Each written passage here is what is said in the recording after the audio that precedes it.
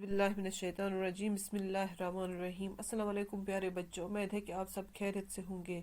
5वीं जमात के तलबा अपनी उर्दू किताब निकाले। आज का सबक है सद महादेव। सद महादेव एक हिंदू की एक मुक़द्दस जगह है जो सूबा जम्मू में है। सद महादेव जम्मू के अहम तरीन तीर्थ स्थानों में से एक है। ये हिंदू का तीर्थ स्थान है। जैसे माता विष्णु देवी है वैसे ये भी एक स्थान है। ये एक छोटा सा गांव है जिसका नाम है सद महादेव। यहाँ का शिव मंदिर माता विष्णु देवी की गुफा की तरह बहुत मुकद्दस माना जाता है। सद महादेव में एक मंदिर है जिसको शिव मंदिर कहा जाता है।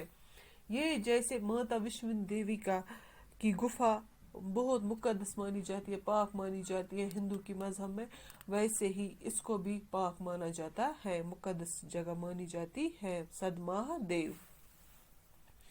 ये पुरफिजा पहाड़ी गांव आसार कदीमा के एतबार से भी खास अहमियत का हामिल है। कहते हैं कि ये आसार कदीमा, अगर हम हिस्ट्री के एतबार से देखेंगे तो ये उसके हिसाब से भी ये गांव सद महादेव ये पुरफिजा पहाड़ी गांव है जो हिस्ट्री के हिसाब से भी या खास अहमियत रखता है। सद महादेव को जाने वाला रास्ता एक छोटे से कस्बे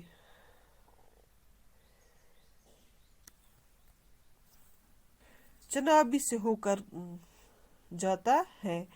सद महादेव एक छोटे से कस्बे से होकर जाता है जिसका नाम है चनानी।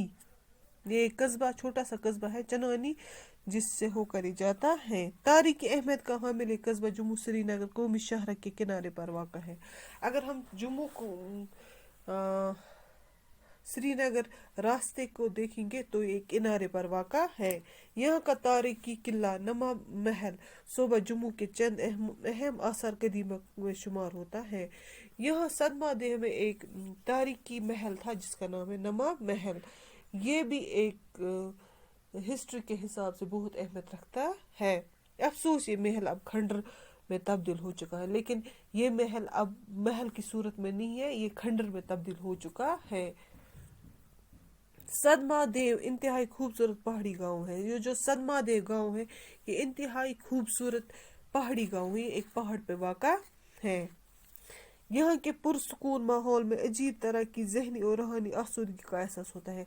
वहाँ रहते हुए अगर हम देखेंगे वहाँ के माहौल में एक अजीब किस्म की ज़हनी और रूहानी आसूदगी हमें महसूस होती है। कहा जाता है कि इस मुकाम का नाम भगवान शिव के नाम पर, भगत सदारत के नाम पर सद महादेव पड़ा। भगवान शिव का एक भगत था जिसका नाम सदारत था, उसी के नाम पर इसका नाम सद महादेव पड़ा। जो हिंदू अगर हम हिंदू मजहब देखेंगे वो उनका एक जो वो अपने एक भगवान को मानते जिसका नाम है भगवान शिव, उसका एक भगत था, उसी के नाम से ये मशहूर है जिसका नाम था सदारत, जो पिछले जन्म में आसुर था। आसुर बोलते हैं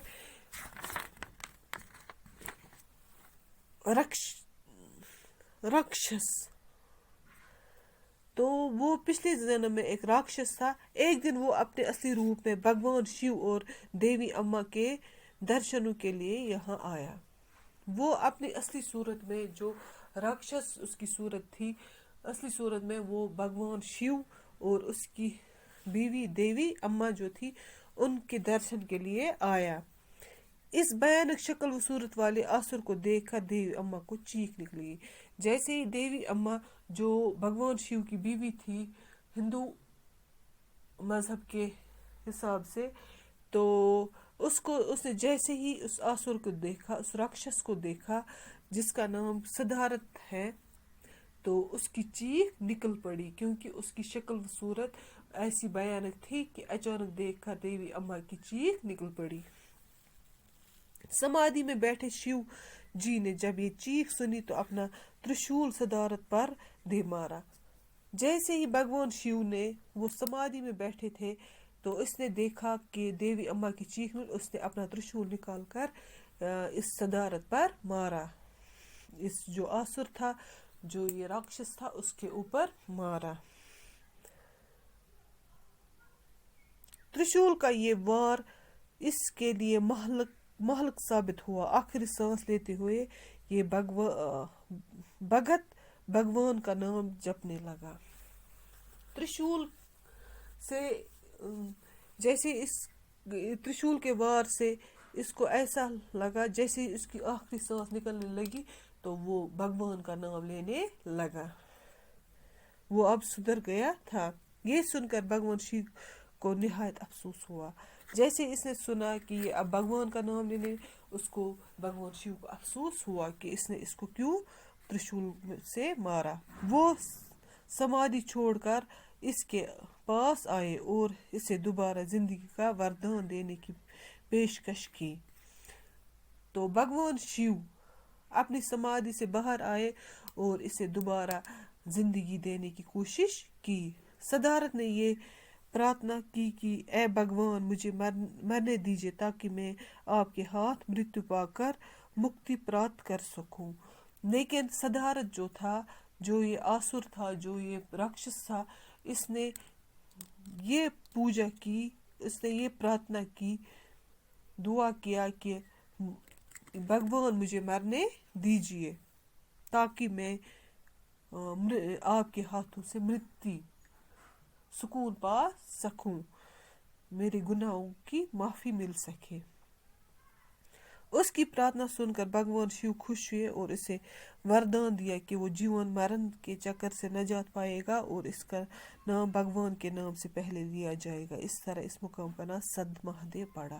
تو اس نے بھگوان شیو جو تھے، اس نے اس کی یہ پرارتھنا سن کر وہ خوش ہوئے اور اس کو یہ دعا کی کہ اس کا جیون مرتیو جو اس سے نجات پائے گا، جینے مرنے سے نجات پائے گا اور اس کا نام بھگوان شیو سے پہلے لیا جائے گا۔ اس لیے اس گاؤں کا نام ہی سد مہادیو پڑا۔ سد مہادیو جگہ کا نام ہے، وہاں شیو مندر ہے، اس لیے اس کا نام پہلے آتا ہے سد مہادیو۔ جو یہ بھگت ایک تھا صدارت۔